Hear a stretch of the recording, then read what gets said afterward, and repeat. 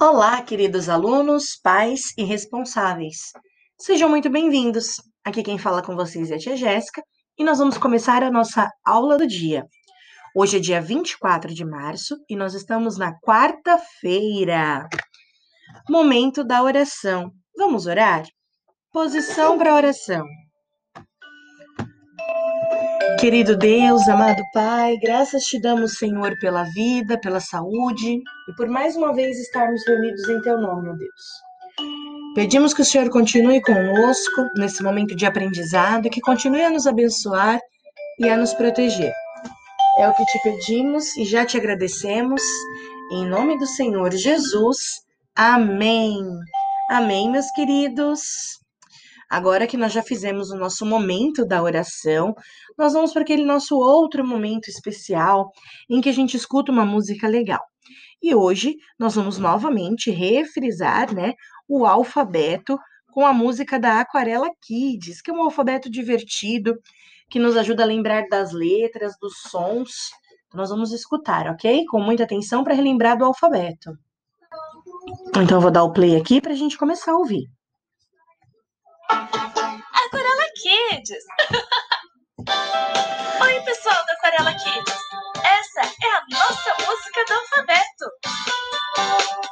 A de Alvin e os esquilos, B de Ben 10 e Bob Esponja, C de Cebolinha, D de Dora, E de Elsa, F de Fiona, G de Galinhazinha, H de Homem-Aranha, I de Incrível, J de Jasmine, K de Colela, L de Luna, M de Mickey e a Minnie.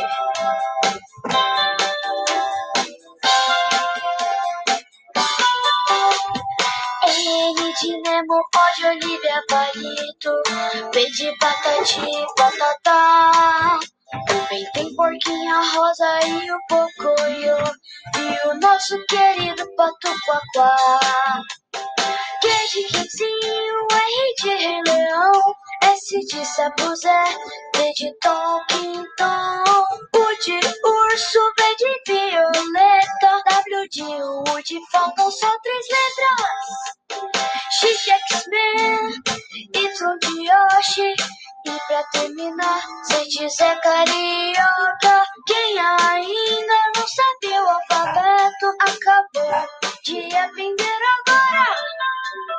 A, B, C, D, E, F, G, H, I, J, K, L, M, N, O, P, Q, R, S, T, U, V, W, X, Y, Z.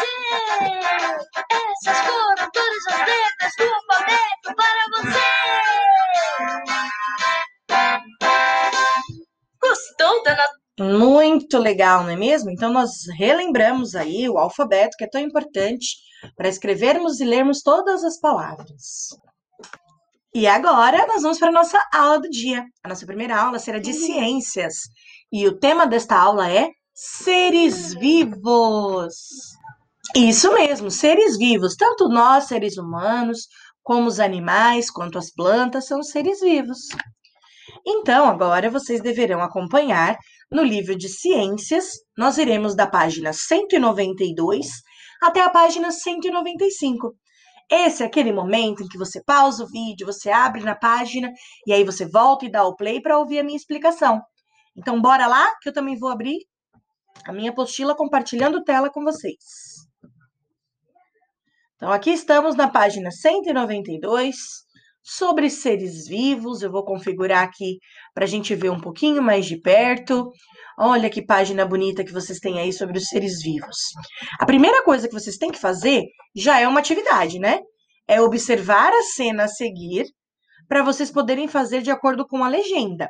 Então, vocês vão pintar de amarelo apenas os círculos que indicam os seres vivos. Depois de você pintar na cor amarela apenas os círculos que estão indicando seres vivos, Então, amarelo só seres vivos, tá? Os não vivos você não pinta de nada. Depois você vem e completa corretamente a frase da número 2 com a palavra adequada que aparece entre parênteses. Então, você tem duas opções no parênteses e você tem que escolher a opção correta para completar a frase do jeitinho certo, tá? Então, a água, solo, rochas, ar e luz solar são componentes vivos ou não vivos do ambiente.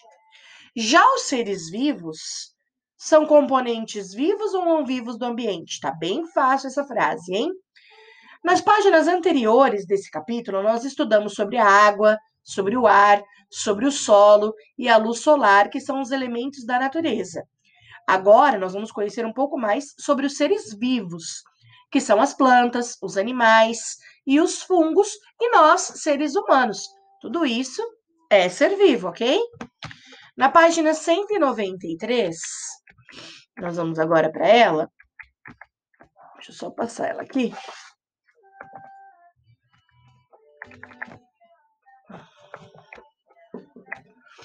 Na página 193, a gente continua esse assunto sobre os seres, ok? Na página 193, nós aprendemos que os seres vivos, eles nascem, eles crescem, eles podem se reproduzir e depois eles morrem. Então, essa é a lei da vida de todo ser vivo. Nascer, crescer, talvez se reproduzir e depois morrer, ok? Essas etapas de nascer, crescer, se reproduzir e morrer é o que chamamos de ciclo da vida dos seres vivos. A existência de um ciclo da vida é uma das principais características de um ser vivo. Para ser considerado um ser vivo, ele precisa passar por esse ciclo e por cada uma dessas etapas. Então, o ser vivo, ele nasce, ele cresce, ele se reproduz e depois ele morre. Agora, nós vamos conhecer o ciclo da vida de um animal, que é uma gata. Então, ela nasce um filhotinho, depois ela cresce, ela se reproduz e tem filhotes, e depois morre. E esse é o processo de vida do ser humano. Agora nós vamos falar sobre as relações dos seres humanos, como que os seres humanos, os seres vivos, as plantas e os animais, como eles se relacionam, principalmente em relação aos componentes não vivos do ambiente. Então, os seres vivos, eles podem se relacionar com os componentes não vivos do ambiente ao seu redor.